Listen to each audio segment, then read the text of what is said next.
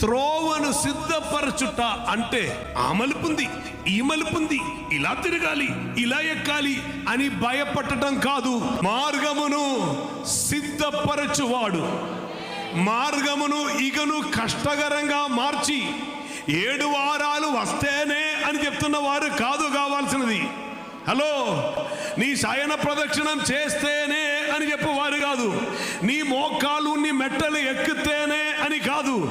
మార్గమై వచ్చిన యేసు చెప్పిన మాట ఇదియే, నేనే మార్గం సత్యమును జీవమునై ఉన్నాను, నీవేమీ చేయనక్కర్లేదు, సమస్తము నేను చేసి ముగిస్తున్నాను.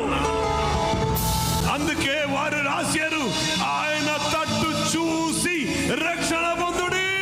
Call upon the Lord and you shall be saved.